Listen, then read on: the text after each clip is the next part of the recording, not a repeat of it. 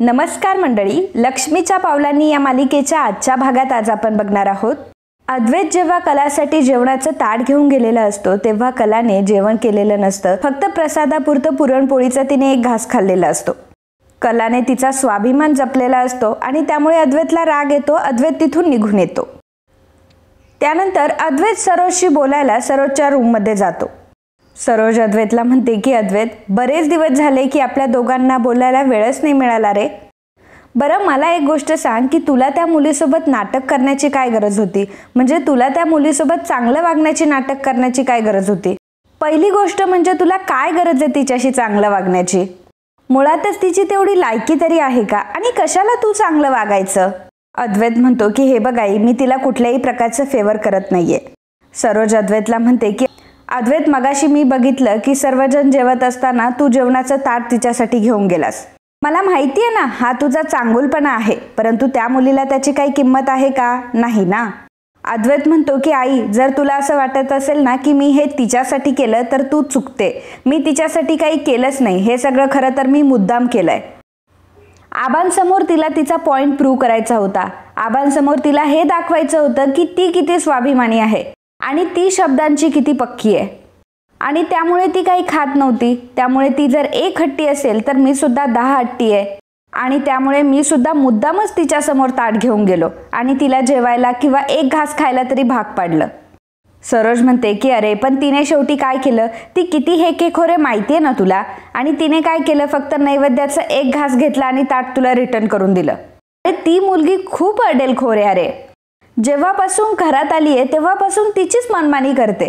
तिच्या मनात ज्या गोष्टी येतात ना त्याच तिला करायच्या असतात. मग आपण तरी तिला कशासाठी फेवर करायचं? आता आबांना या गोष्टी कळत नाही. माहीत नाही तिच्यातला कुठला चांगुलपणा आबांना एवढा भावतो. मला तर तिच्यामध्ये कुठलाही चांगुलपणा दिसत नाही. दिसते ती फक्त एक आगाऊ मुलगी. बरं, ते सगळं जाऊ दे. मला तुला हे म्हणायचं होतं की तुला काय गरज होती तिच्याशी चांगलं वागायची? आणि इतके दिवस तू त्या मुलीशी चांगलं वागण्याचं फक्त नाटक करत होतास. मग मी तुझ्यावर एवढी रागवली, मी किती गैरसमज करून घेतले त्या गोष्टीच्या बाबतीत की अद्वैत आता त्या मुलीचं ऐकायला लागलाय, तिच्याशी चांगलं बोलायला लागलाय. निदान तू मला सांगायचं तरी की तू तिच्याशी चांगलं वागण्याचं नाटक करतोस म्हणून. आणि बघ ना, या सगळ्यामध्ये माझा उगाचच गैरसमज झाला. अद्वैत सरोजला म्हणतो की आई, खरं तर मला तुला सांगायचं होतं. अनेकदा माझ्या मनात सुद्धा विचार आला की तुला सगळं काही खरं सांगून टाकावं, कारण मी बघत होतो की तुला त्या सगळ्या गोष्टींचा किती त्रास होत होता ते. अनेकदा माझ्या मनात विचार आला तुला सांगावं, परंतु मी नाही सांगू शकलो, कारण मला माहिती आहे की माझी आई किती स्ट्रेट फॉरवर्ड आहे. मी जर तुला ही गोष्ट सांगितली असती तर तू त्या गोष्टीचा विरोध केला असता, तर तू ती गोष्ट कधीच मान्य केली नसती. कारण मला माहिती आहे तू स्ट्रेट फॉरवर्ड आहे, तू मला असं कधी करूच दिलं नसतं. आणि सगळ्यात महत्त्वाचं म्हणजे तू डायरेक्टली आबांनाच जाऊन सांगितलं असतं, जे की मला अजिबात नको होतं. आणि त्यामुळे मी तुला काही सांगितलं नाही. परंतु आई, आता तुला सगळ्या गोष्टी कळल्यात, त्याच्यामुळे उगाचच तू गैरसमज करून घेऊ नकोस. सरोज म्हणते की नाही रे अद्वैत, खरं तर मी आधी खूप अस्वस्थ होते जेव्हा तू त्या मुलीशी चांगलं वागत होता, तिच्याशी चांगलं बोलत होता. मला ते बघवत नव्हतं. मला असं वाटलं होतं की अद्वैत असं का करतोय? तो एवढा का चेंज झालाय? लग्नामध्ये झालेल्या सगळ्या गोष्टी तो विसरला का? खरेंनी केलेली फसवणूक तो विसरला का? ती मुलगी आपल्या घरात कशी वागते हे तू विसरलास का? पण आता मात्र मला पटलंय की तू मात्र काहीही चुकीचं वागत नाहीयेस. तुझं डोकं अगदी शाबूते. अद्वैत म्हणतो की थँक्यू आई. सरोजच्या मनाला कुठेतरी शांती लागलेली असते की चला, आपला मुलगा सुनेच्या ताब्यात नाहीये. आतापर्यंत मला जे वाटत होतं ते अजिबात नाहीये. त्यामुळे आता सरोज जरा निर्धास्तच झालेली असते. इकडे अंगणामध्ये कला अजूनही उभीच असते. आता रजनीला काही कलाचं ते दुःख बघवत नसतं. त्यामुळे रजनी आता कलासाठी एक स्टूल घेऊन येते. कलाला ती म्हणते की अगं कला, कालपासून तू उभीच्या उभीच आहेस. तुझे पाय किती दुखत असतील. अगं तू प्लीज याच्यावरती बस. मला आता तुझा त्रास बघवत नाही हा कला. प्लीज अगं तू खाली बसून घे. आणि त्यातल्या त्यात काय तर तू काही खातपीत पण नाहीयेस. कला म्हणते की रजनी मॅडम, या घरामध्ये तुम्ही आणि आबाच तर आहात की जे माझी एवढी काळजी घेतात. परंतु अहो, तुम्ही स्वतःला इतका त्रास करून घेऊ नका. तसंही या घरामध्ये मी काहीही बोलले, कितीही बोलले तरी सुद्धा माझं काय म्हणणं आहे, मला काय म्हणायचं आहे, माझ्या मनात काय चाललंय हे कोणाला समजूनच घ्यायचं नसतं. असं म्हणत कला आता घराकडे बघत असते. तेव्हा रजनी म्हणते की काय गं, कुठे हरवलीस? तर मित्रांनो, मागच्या हप्त्यातील आपली पैठणीची विनर ठरलेली आहे अपर्णा निलेकर. सर्वात प्रथम तुमचं खूप खूप अभिनंदन. अपर्णा, तुमच्यासाठी महत्त्वाची सूचना अशी आहे की कमेंट बॉक्समध्ये जो फॉर्म दिलेला आहे तो फॉर्म लवकरात लवकर तुम्ही भरा आणि आमच्याशी संपर्क करा. तुम्ही पाठवलेल्या ॲड्रेसवर तुम्हाला तुमची पैठणी मिळेल. तर मित्रांनो, या हप्त्यातील आपली भेट असणार आहे आकर्षक साडी. तर लगेचच आपला व्हिडिओ हा शेवटपर्यंत बघा, व्हिडिओला कमेंट करा आणि व्हिडिओला लाईक देखील करा. आणि सोबतच तुम्ही जी कमेंट कराल त्या कमेंटच्या शेवटी तुमचा आवडीचा रंग लिहा. तुम्ही जर हा व्हिडिओ शेवटपर्यंत बघितला असेल, व्हिडिओला लाईक केलेलं असेल, चॅनलला सबस्क्राईब केलेलं असेल आणि तुमच्या आवडीचा रंग कमेंटमध्ये लिहिलेला असेल तरच तुम्हाला पुढची साडी भेटू शकते. त्यामुळे वाट कसली बघताय, लगेचच कामाला लागा. धन्यवाद. रजनी आता तिचं दुःख कलाला सांगत म्हणत असते की जेव्हा आपलाच माणूस आपल्याबद्दल नीट बोलत नाही, आपल्याशी चांगलं वागत नाही, आपल्याला समजून घेत नाही, तेव्हा काय दुःख होतं ना कला, हे माझ्यापेक्षा जास्त कोणी नाही सांगू शकत तुला. मग कलाला प्रश्न पडतो की रजनी मॅडम असं का बोलताय. ती विचारते सुद्धा रजनीला की असं का बोलताय रजनी मॅडम. परंतु रजनी मात्र तिचं खरं दुःख काय कलाला सांगत नाही. रजनीचं हेच दुःख असतं की श्री काकाला एक शब्द जरी बोलायला गेली तर ते डायरेक्टली फायरिंगच करायला सुरुवात करतात. कितीही शांतपणे त्यांच्याशी बोला, कसंही बोला, परंतु ते मात्र चिडचिड करणार एवढं नक्की आणि रजनीला कमी लेखणार एवढं नक्की. रजनीने कितीही चांगले कामं केलेले असले तरी सुद्धा त्यांना रजनीच्या कुठल्याच कामाचं कौतुक नसतं. त्यांना सरोज वहिनीचंच कौतुक असतं. कारण का की सरोज वहिनी ऑफिसमध्ये जाऊन काम करते आणि रजनी हाऊसवाईफ आहे, ती घरातले कामं करते. रजनी घरातले कामं करते त्यामुळे श्री काका तिला क्षुल्लक लेखत असतात. हाऊसवाईफला जरी कुठली सॅलरी दिली जात नसेल तरी माझ्या दृष्टीने मला असं वाटतं हाऊसवाईफ म्हणजे जगातला हा सगळ्यात मोठा जबाबदारीचा आणि टफ जॉब आहे. जर एखाद्या हाऊसवाईफला तू तर घरीच असते, कुठला जॉब करत नाही असं जेव्हा म्हटलं जातं ना, तेव्हा तिच्या मनाला किती वेदना होता हे आपण सर्व जाणतोच. आपल्या चॅनलवर सगळ्यात जास्त महिला आहेत आणि त्यामुळे मी आज तुम्हाला एक रिक्वेस्ट करते. मला आज तुम्ही सांगायचं आहे की तुम्ही हाऊसवाईफ आहात, तर हाऊसवाईफचा जॉब का टफ आहे आणि हाऊसवाईफच्या जॉबमध्ये तुम्हाला कुठले कुठले नवीन रोज चॅलेंज येतात, कुठले कुठले प्रॉब्लेम्स असतात, या सगळ्या गोष्टी आज तुम्हाला कमेंटद्वारे आम्हाला शेअर करायच्यात. कला रजनीला म्हणते की रजनी मॅडम तुम्ही असं का म्हणताय.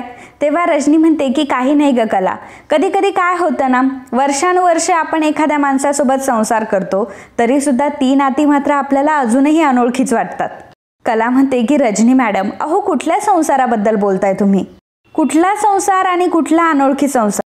तो संसार का जो फक्त समाजासाठी आणि घरातल्या माणसांसाठी नाती जोडून टिकून आहे, की तो संसार जिथे प्रेम, जिव्हाळा, आपुलकी, समजूतदारपणा असं काहीच नसून फक्त आणि फक्त अहंकार आहे. या संसारामध्ये फक्त आणि फक्त हेकेखोरपणा आहे आणि वैर आहे. रजनी म्हणते की कला पण खरं सांगू का, तू अगं फार धीराची आहेस ग. खरंच सगळं काही निमूटपणे सहन करते, सगळं काही सहन करते, स्वतःसाठी आवाज देखील उठवते, परंतु तुझं मन मात्र खूप साफ आहे. तुझा हेतू नेहमी चांगलाच असतो, तू कधीही चुकत नाही. तू एकदम खरी आहेस. मला आधीपासून मुलगी हवी होती, मला सोहम झाला, पण माझ्या सोहमच्या जागी जर मला मुलगी झाली असती ना तर माझी मुलगी सेम तुझ्यासारखी असती, खंबीर, समजूतदार आणि अगदी स्पष्ट.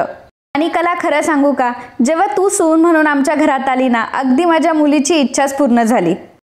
कला म्हणते की अहो रजनी मॅडम मी तर तुमची मुलगीच आहे ना आणि तुम्ही सुद्धा माझ्या आईसारख्याच आहात मला. रजनीला जांभई येत असते. तेव्हा कला म्हणते की बरं रजनी मॅडम आता खूप उशीर झालाय हा, तुम्ही जाऊन झोपा बरं आधी, नाहीतर तुम्हाला ॲसिडिटी होईल. रजनी म्हणते की हो ग, आज काम पण खूप होतं ना आणि तसंही आज पहिली माळ होती, सगळं काही आवरायचं होतं आणि त्यातल्या त्यात तूही नव्हती आवरायला, त्यामुळे जरा दगदगच झाली आणि त्यामुळे आज जरा लवकरच झोप येतीये. कला रजनीला म्हणते की रजनी मॅडम खरं सांगू, मला तुमच्याशी बोलून खरंच खूप छान वाटलं. रजनी म्हणते की हो ग, मला सुद्धा खूप बरं वाटलं. बरं मी आता येते, परंतु तू तुझी काळजी घे आणि मी तुला हा स्टूल आणून दिलाय, जरा थोडा वेळ बस. मग रजनी आता तिथून निघून जाते. कला अजूनही अंगणातच उभी असते. अद्वैत मात्र त्याच्या गॅलरीमध्ये उभा. अद्वैत हा वरूनच कलाला बघत असतो, तर कला खाली अंगणात उभी असते. कलाही अद्वैतला बघते. दोघंही एकमेकांकडे रागाने बघत असतात. आता कला अंगणात उभीच असते आणि कलाला थंडी वाजत असते, तर कला आता तिचा पदर हा पांघरून उभी असते. अद्वैतला दिसत असतं कलाला थंडी वाजते म्हणून, परंतु तो विचार करत असतो की किती आडमुखी आहे ही. आणि खरंच किती ॲटिट्यूड आहे या मुलीला. एवढी थंडी वाजते, एवढी थंडीने कुडकुडते, तरी सुद्धा एकाच जागेवर उभी राहिली आहे. अद्वैत आता असंच बोलून आतमध्ये निघून जातो. तर कला मनात विचार करत असते की एखाद्या माणसाच्या मनामध्ये एवढा ॲटिट्यूड कसा काय असू शकतो आणि एखादा माणूस इतका कसा काय माजाने भरलेला असू शकतो. खरंच या माणसाच्या नजरेत सुद्धा माज आहे. तर अद्वैत आतमध्ये गेलेला असतो. याचं कारण हे असतं की तो कलासाठी ब्लँकेट घेऊन जात असतो. ब्लँकेट घेऊन अद्वैत खाली आलेला असतो. कलाला ते ब्लँकेट देत असतो आणि कलाला म्हणतो की हे बघ, हे घे. आणि हो, उगाचच काहीही समजू नकोस, तुझ्यावर दयामाया दाखवण्यासाठी मी तुला हे देत नाहीये. तुझ्या जागी दुसरं कोणीही माणूस इथे उभा असताना तरी सुद्धा मी हेच केलं असतं आणि माणुसकीच्या दृष्टीने हे सगळं करतोय, घे आता. कला म्हणते की चांदेकर, तू जर माणुसकीच्या गोष्टी केल्या नाही ना तर बरं राहील आणि मला तुझ्या हातची एकही गोष्ट नकोय चांदेकर. अद्वैत कलाला म्हणतो की हा कसला माज आहे ग तुझा, थंडीने कुडकुडते ना आता इथे, मग घे ना. कला म्हणते की म्हटले ना तुला एकदा मला नकोय म्हणून, माझं मी बघेल मला काय करायचंय ते. मग अद्वैतला कलाचा खूप राग येतो की माणुसकीच्या दृष्टीने मी हिला ब्लँकेट द्यायला आलो, हिला थंडी वाजते म्हणून वरून खाली हिच्यासाठी आलो, ब्लँकेट घेऊन आलो आणि हिला मात्र किती माज आहे, हिला किती ॲटिट्यूड आहे. जाऊ दे, हिला जर दुसऱ्याची किंमत नसेल ना तर मला सुद्धा काही गरज नाहीये हिच्यासाठी काहीतरी करायची. असं म्हणत अद्वैत आता ते ब्लँकेट तिथे स्टूलवर ठेवतो, रागानेच तिथून निघून जातो. त्यानंतर कलाने रात्र सुद्धा अशीच काढलेली असते. दुसऱ्या दिवशी सकाळी सर्व चांदेकर हॉलमध्ये जमा झालेले असतात. एकमेकांशी गप्पा मारत असतात, बिझनेसबद्दल डिस्कस करत असतात. तेव्हा सरोज कलाला म्हणते की अद्वैत, हे बघ, नवरात्रीमध्ये आपल्या कामाकडे दुर्लक्ष व्हायला नकोय आणि हे बघ, तू एक काम कर, ऑफिसमध्ये जात जा आणि डिटेल्स सुद्धा घेत जा. ऑफिसमध्ये नक्की काय काय कामं चालली आहे हेही एकदा बघ. आणि हो अद्वैत, अजून एक काम कर की आपल्या बोर्ड ऑफ डायरेक्टरच्या निमित्ताने एक मीटिंग सुद्धा अरेंज कर. अद्वैत म्हणतो की हो आई, तू काही काळजी करू नको, मी आज ते सगळं काही करणार आहे. सर्वजण बसलेले असताना, चहा घेत असताना त्याच वेळी श्री काकांना एक कॉल येतो. श्री काका खूपच चिडतात आणि म्हणतात की अरे असं कसं काय झालं, एक मिनिट, मला जे काही झालंय ते नीट सांगा बरं. आणि असं म्हणत आता सगळं काही ऐकून आता श्री काका फोन ठेवतात. आबा श्रीला म्हणतात की अरे श्री, काय झालं, एवढा का घाबरलायस, एवढी का चिडचिड करतोयस. तेव्हा मग श्री काका सांगतात की हो आबा, आपल्या सांगलीतल्या ब्रांचला आग लागली आहे. हे ऐकून तर सगळ्यांना खूप मोठा धक्का बसतो. सर्वजण डायरेक्टली जागेवरच उभे राहतात. सरोज म्हणते की अहो हे भाऊजी, कसं काय झालं, आग कशी काय लागली, आपण सगळीकडे फायर सिक्युरिटी इन्स्टॉल केले. अद्वैत म्हणतो की एक्झॅक्टली, आपण दरवर्षी फायर सिक्युरिटीसाठी एक वेगळा फंड सुद्धा ठेवतो. आपल्या ब्रांचला एवढं प्रोटेक्शन असून सुद्धा कशी काय आग लागली. श्री काका म्हणतात की मला तरी याबद्दल काही कल्पना नाहीये रे, परंतु एकंदरीत मला असं वाटतंय की खूपच मोठी आग लागली आहे. अद्वैत म्हणतो की काका, मी एक काम करतो, मिस्टर देशमुख यांच्याशी जरा बोलून घेतो, कारण तिथल्या ब्रांचचं काम तेच बघतात. श्री काका म्हणतात की अद्वैत, मला असं वाटतंय की बहुतेक आपल्याला लगेच तिकडे जावं लागेल. मला असं वाटतंय की मोठीच आग लागली आहे. अद्वैत म्हणतो की मुळात आग कशी लागली आहे हेही आपल्याला शोधावं लागेल. मला असं वाटतंय की आपण तिथे जाऊयात आणि पर्सनली जाऊन आपण CCTV फुटेज चेक करूयात. मला असं वाटतंय की आपण सगळं काही चेक करून घेऊ आणि मगच काय आहे ते ठरवू. अद्वैत आणि श्री काका दोघंही आता पेढीकडे जायला निघालेले असतात, सांगलीला जायला निघालेले असतात. त्याचवेळी आबा त्या दोघांनाही थांबवतात. अद्वैत आबांना विचारतो की आबा, काय झालं, काही प्रॉब्लेम आहे का, आणि मी पर्सनली जाऊन तिकडे बघतो ना, म्हणजे सगळी एकंदरीत परिस्थिती माझ्या लक्षात येईल. आबा म्हणतात की हे बघ अद्वैत, तशीही ती आग विझणार नाहीये. सरोज म्हणते की आबा, अहो तुम्ही असं का बोलताय. अद्वैत आबांना म्हणतो की आबा, तुम्ही जास्त टेन्शन घेऊ नका, तुम्ही काळजी करू नका, मी आणि श्री काका जातोय ना, आम्ही सगळं काही कंट्रोलमध्ये येऊ शकतं. अजूनही आम्ही जाऊन एकंदरीत परिस्थिती आम्हाला समजेल तरी, आणि मुळात म्हणजे आग का लागली आहे याचा तपास सुद्धा करता येईल. आबा म्हणतात की अद्वैत, तुला वाटत असेल की ही आग अचानक लागली, कुठल्या कारणाने लागली असेल, परंतु तसं नाहीये. ही आग फक्त एकाच गोष्टीमुळे लागली आहे, ते म्हणजे घरची लक्ष्मी बाहेर आहे. आणि हे बघा, एक गोष्ट लक्षात घ्या की ठिणगी पडल्याशिवाय कधीही आग लागत नाही. ती ठिणगी लवकरच विझवायला हवी. त्यामुळे लवकरात लवकर तुमची पहिल्यांदा चूक सुधारा, म्हणजे आग लागणार नाही आणि बाकीचं अजून नुकसान होण्यापासून सुद्धा वाचेल.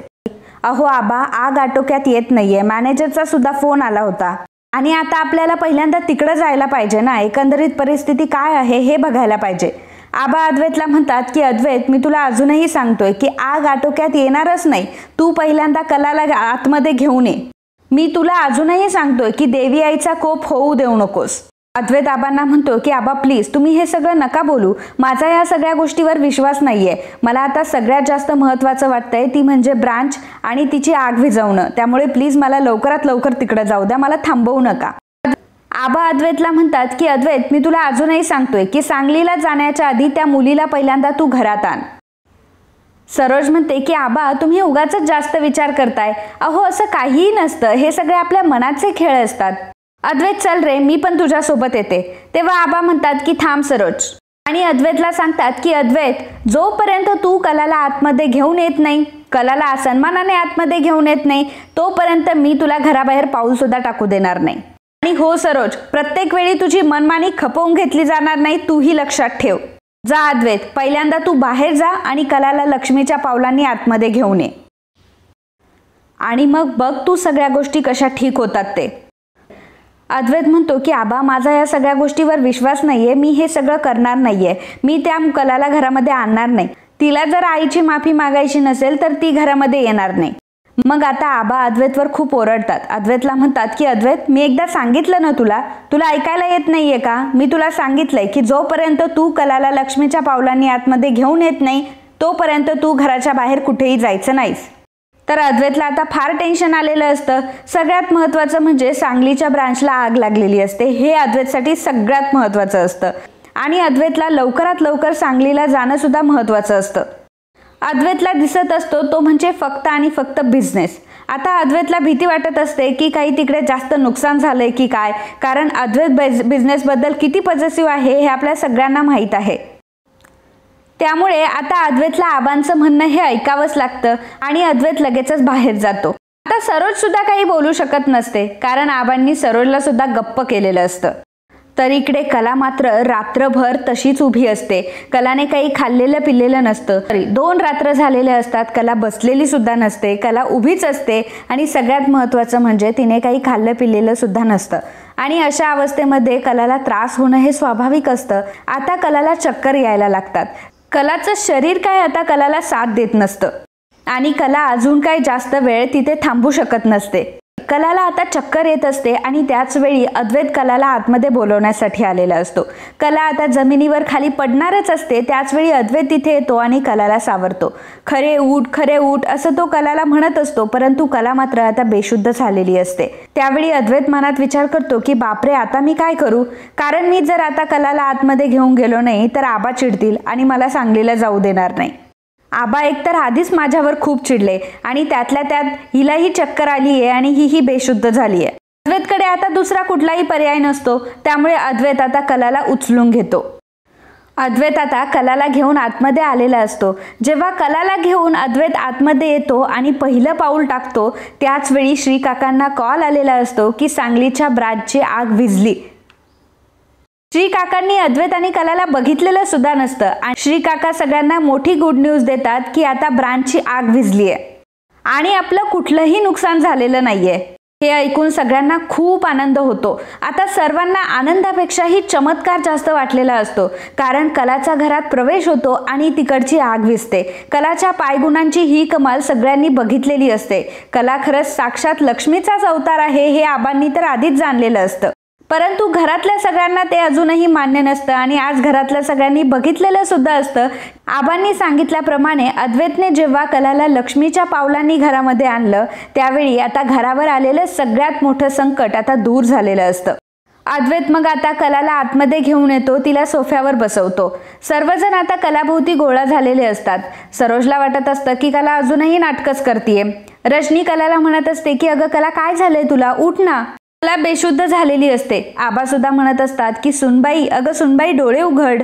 सोहम लगेचच आता पाण्याचा ग्लास घेऊन येतो. अद्वैत थोडंसं पाणी आता कलाच्या तोंडावर शिंपडतो. मग कलाला जाग येते. कला हळूहळू तिचे डोळे उघडते आणि बघते तर काय, तर ती घरामध्ये असते. कला म्हणते की मी इथे घरामध्ये कशी काय आले, मी तर बाहेर असायला हवं होतं ना. आणि मग कला पुन्हा उठते आणि बाहेर जायला लागते. तेव्हा आबा आता कलाला म्हणतात की नाही सुनबाई, तू खाली बस आधी. तरी सुद्धा कलाला असं वाटतं की सगळ्यांनी माझ्यावर उपकार केलेत आणि उपकारामुळे मला घरामध्ये घेतलंय. त्यामुळे कला उठण्याचा प्रयत्न करत असते आणि कला पुन्हा बाहेर जाण्याचा प्रयत्न करत असते. आबा कलाला म्हणत असतात की अगं सुनबाई थांब. रजनी सुद्धा कलाला थांबवत असते, परंतु कला काही थांबत नाही. कला आता बाहेर येऊन उभी राहते. कलाला चालताही येत नसतं, तरी सुद्धा अशा अवस्थेत ती बाहेर येऊन उभी राहते. आता कलाच्या मागोमाग घरातले सर्वजण तिथे आलेले असतात. रजनी म्हणत असते की अगं कला बाळा, प्लीज थोडंसं सांभाळून घे ना, समजून घे ना जरासा. अगं 2 दिवस झाले तुझ्या पोटात अन्नाचा कणही नाहीये, पाण्याचा कणही नाहीये, त्यामुळे प्लीज जरा समजून घे. या सगळ्या गोष्टींनी तुलाच त्रास होईल. अगं तुला नीट उभं सुद्धा राहत नाहीये, प्लीज ऐक जरा. रजनी कलाला म्हणत असते की अगं कला, प्लीज आता हट्टीपणा करू नकोस. हे बघ तुला ऑलरेडी अशक्तपणा आलाय, चल बरं घरामध्ये. मग कला म्हणते की मला तर घराबाहेर काढलंय ना, मग मी घरामध्ये कशी काय येऊ.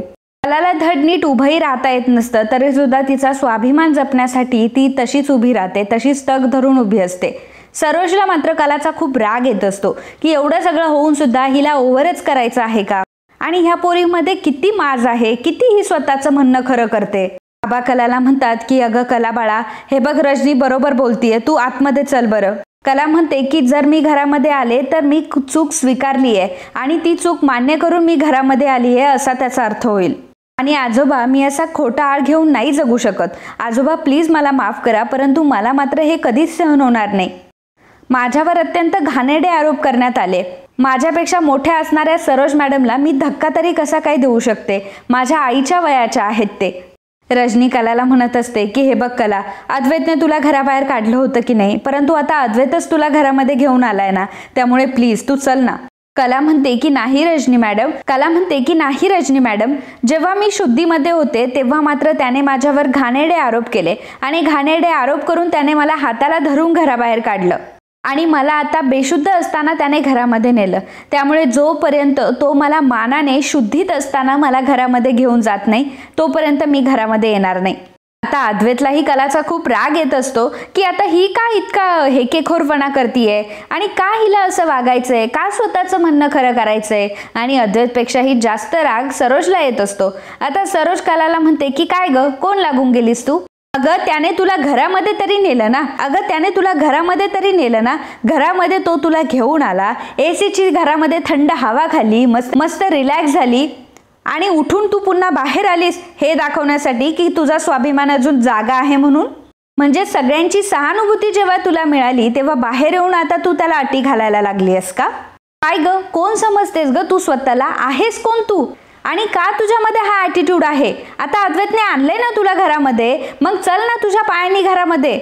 कला म्हणते की हे बघा सरोज मॅडम, मला आतमध्ये येण्यासाठी काही प्रॉब्लेम नाही आहे, मी आतमध्ये येईल, परंतु मला आयुष्यभर तुमच्या कोणाचं बोलणं ऐकून नाही घ्यायचंय. तुम्ही सर्वजण तर हेच म्हणाल ना की आमचा नाईलाज झाला, तुला चक्कर आली, त्यामुळे आम्हाला तुला घरामध्ये घेऊन यावं लागलं आणि यामुळे तुम्ही मला घरात घेऊन आलाय असंच तुम्ही मला सांगाल आणि आयुष्यभर मला ही गोष्ट ऐकून सुद्धा दाखवाल. मॅडम, ह्या वास्तूला मी स्वीकारलंय, परंतु ह्या घरातल्या माणसांनी मला स्वीकारलेलं नाहीये. मी मात्र ह्या घरातली सगळी नाती स्वीकारली आहेत आणि ज्याच्या नावाचं मी कुंकू लावते तो माणूस तर मला समजून घेण्याचा प्रयत्न सुद्धा करत नाही. उलट जर मी दुःखी असेल आणि मला सगळ्यात जास्त कोणाचा त्रास होत असेल तर तो फक्त तोच आहे. कला तिचा मुद्दा मांडत असते. सरोजला काही हे पटत नसतं. मग रोहिणी आहेच तिचे कान भरायला. रोहिणी सरोजला म्हणत असते की बघितलं सरोज वहिनी, कितीही कला ॲटिट्यूड आहे ग हिच्यामध्ये. अगं बघितलं ना, तिने तुझ्या अद्वैतला कसं झुकवलं ते, शेवटी स्वतःचं म्हणणं तिने खरंच करून घेतलं. नाही म्हणजे बघ ना, पहिल्यांदा अद्वैतने तिला हाताला धरून घराबाहेर काढलं, आतापर्यंत अद्वैतने तिला जास्त महत्त्व दिलं आणि आता अद्वैत तुला जास्त महत्त्व द्यायला लागलाय, म्हणून आता जळायला लागलीये तुझ्यावर आणि म्हणूनच बघ आता कशी वागायला लागलीये आणि बघ कशी बोलायला लागलीये. सरोज म्हणते की हो ग, मला माहिती ही मुलगी कशी आहे आणि मला तर हिचे सगळे नाटकं आधीपासून माहिती आहे, हिचे सगळे नाटकं मला कळतात.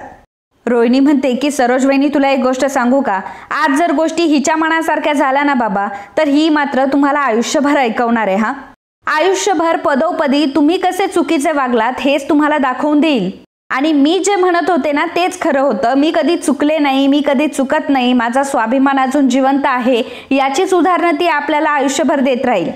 म्हणजे आमचं सगळ्यांचं जाऊ दे ग, परंतु तुला आणि अद्वैतला तर पहिल्यांदा देईल. सरोज आता कलाला काही बोलायला जाणार तेवढ्यातच अद्वैत कलाला बोलू लागतो आणि कलाला म्हणतो की काय ग, कसली नाटकं सुरू आहे तुझी? म्हणजे घराच्या बाहेर काढलं त्यातही तुला प्रॉब्लेम आहे, आता घरात घेतलंय तर त्यातही तुला प्रॉब्लेम आहे. सगळी कशी का नाटकं करत असते तू? प्रत्येक वेळी तुला ह्याच गोष्टी हव्या असतात का?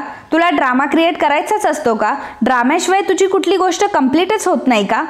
तेवढ्यातच श्री काकांना कॉल आलेला असतो सांगलीच्या ब्रांचवरनं आणि त्यांना सांगितलेलं असतं की सांगलीची सगळी परिस्थिती आता कंट्रोलमध्ये आली आहे, त्यामुळे काळजी करण्याचं काही कारण नाही. श्री काका आता आबा आणि अद्वैतला सांगतो की सांगली ब्रांचची सगळी काही परिस्थिती नियंत्रित आहे.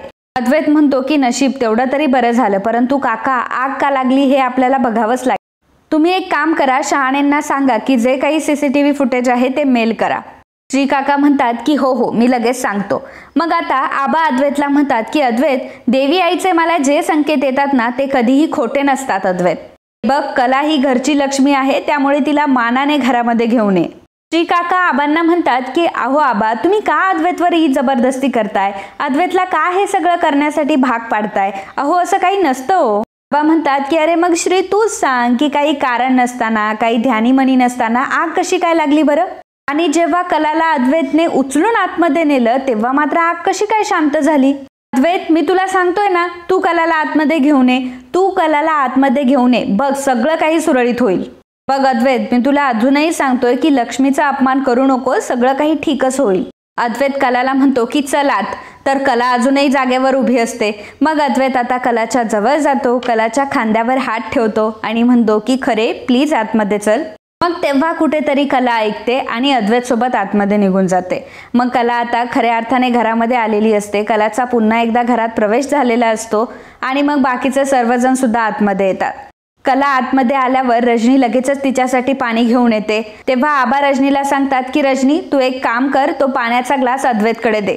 अद्वैत, तू आता तुझ्या हाताने कलाला पाणी पाज. परंतु अद्वैत पात्र त्या जागेवर उभा असतो. अद्वैत काय हलायलाही तयार नसतो. ते बघून रजनी म्हणते की ठीक आहे आबा, मीच कलाला पाणी देते. परंतु त्यावेळी अद्वैत म्हणतो की नाही काकू थांब, इकडे तो पाण्याचा ग्लास, देतो मी तिला पाणी. मग अद्वैत आता स्वतःच्या हातात ग्लास घेऊन कलाला पाणी पाजतो आणि तेव्हा कुठेतरी कलाने पाणी पिलेलं असतं. कलाने पहिल्यांदाच पाणी पिलेलं असतं. 2 दिवसापासून ती पाणी सुद्धा प्यायलेली नसते. रोहिणी सरोजला म्हणते की वहिनी बघ आता किती नाटकं चाललेत हे सगळे, आणि बघ आता तुझा मुलगा किती प्रेमाने तिला पाणी पाजतोय ते. शेवटी झालाच ना तुझा पचका, अद्वैत शेवटी तिच्याच मागे गेला. बघ ना, अगं आपला अद्वैत शेवटी असाच आहे ग. एवढा मोठा बिझनेसमॅन आहे तरी सुद्धा ह्या मुलीच्या जाळ्यात तो नेहमी अटकतो. सरोज रोहिणीला म्हणते की रोहिणी उगाचच काही बोलू नकोसा, आता आबांनी पाणी द्यायला लावलं म्हणून तर त्याने पाणी दिलं ना, आणि ही सगळी परिस्थिती तू तुझ्या डोळ्यांनी बघितली ना, त्यामुळे उगाचच माझे कान भरू नकोस. अद्वैतने कलाला आता पाणी दिलेलं असतं आणि मग अद्वैत आता स्वतःच्या हाताने कलाला पेढा भरवत असतो. परंतु कला फक्त पेढ्याचा एक घास खाते. रजनी म्हणते की अगं कला, संपूर्ण पेढा खा ना, आता 2 दिवस तू उपाशी होती, तुला विकनेस पण आलाय, जर पेढा खाल्ला, काहीतरी गोड खाल्लं तर तुला बरं वाटेल. मग कला आता संपूर्ण पेढा खाते. आबा कलाला विचारतात की कला, आता तुला बरं वाटतंय ना? हे बघ, तू घरामध्ये आली आणि घरामध्ये पुन्हा एकदा चैतन्य आलं. तू घरामध्ये आली, मला खूप आनंद झालाय, मनावरचं खूप मोठं ओझं कमी झालंय. आता कुठेतरी मला बरं वाटायला लागलंय. आता लक्ष्मी परत आल्याने मी आता बिनधास्त झालोय. रजनी म्हणते की आबा तुम्ही अगदी बरोबर बोलताय हा, कला घरामध्ये नव्हती तर संसूत करायला सुद्धा बरं वाटत नव्हतं. आबा म्हणतात की चला आता घरची सून आली आहे म्हटल्यावर काही टेन्शनच नाही, मग आज देवीची आरती तिच्याच हाताने होऊ देत. आबांनी बरोबर आता सरोजचा मान काढून घेतलेला असतो. जी सरोज नवरात्रीमध्ये दरवर्षी तिच्या हाताने आरती करत असते, तो मान आता कलाला भेटलेला असतो आणि कला आता तिच्या हाताने आरती करणार असते. त्यामुळे सरोजला आता या गोष्टीचा खूप राग येत असतो. आणि मित्रांनो, आजचा हा भाग इथेच संपतो. पुढील भागात आपल्याला बघायला मिळणार आहे सर्वजण देवीपुढे उभे असतात, देवीपुढे हात जोडून उभे असतात. श्री काका म्हणत असतात की एवढी आग लागली होती आपल्या पेढीला, परंतु काहीही नुकसान झालेलं नाहीये. सर्वजण पुन्हा एकदा 2 तासामध्येच कामाला लागले आणि पूर्वीसारखी आपली पेढी सुद्धा सुरू झाली. आबा अद्वैतला म्हणतात की अद्वैत, तू बघितलं ना, या सगळ्या गोष्टीच्या मागे कला आहे आणि आपल्या कलावर देवीचा हात आहे. अरे मी तुम्हाला सांगतोय ना की कलामुळे आपल्या घरात लक्ष्मीचा वास आहे. अरे तुम्ही कलाला दुखवू नका रे. तर सर्वजण जेव्हा बसलेले असतात तेव्हा सरोज अद्वैतला म्हणते की आबा मी काय म्हणत होते, परंतु आबा मात्र सरोजचं कुठलंही म्हणणं ऐकून घेत नाही आणि ज्यावेळी सरोज बोलायला लागते त्यावेळी आबा लगेचच तिथून निघतात. तर सरोज म्हणते की अहो आबा काय चाललंय तुमचं, तुम्ही माझं ऐकून का घेत नाही? मला कळतंय की तुम्ही हे सर्व मुद्दाम करताय, माझ्याशी तुम्ही मुद्दाम बोलत नाही आहात. आणि आबा मग तुम्ही एक गोष्ट लक्षात ठेवा की जर तुम्ही माझ्याशी बोलला नाही तर या घरामध्ये कोणीही कलाशी बोलणार नाही. म्हणजे ह्या सरोजचे कुठले डिमांड असतात आणि ही काय बोलते मलाच कळत नाही. म्हणजे काय बोलायचं आता या गोष्टीवर? हिच्याशी आबा बोलत नाही म्हणून कलासोबतही घरातले कोणी बोलणार नाही हे कोणी ठरवलं? ठीक आहे, एवढं आहे की सरोज कलाशी बोलू शकत नाही हे ती बोलू शकते, परंतु घरातले कोणी तिच्याशी बोलणार नाही हे ती कसं काय ठरवू शकते? कोणी तिच्याशी बोलायचं की नाही, कोणी कलाशी कसं वागायचं, आता हे सुद्धा सरोजच ठरवणार. खरं तर सरोजच्या वागण्याला हट्टीपणा, मूर्खपणा आणि हेकेखोरपणा म्हणावा लागेल. याबद्दलचं तुमचं मत काय आहे आम्हाला नक्कीच कळवा. And if you like my video please do subscribe, share and comment. Thank you.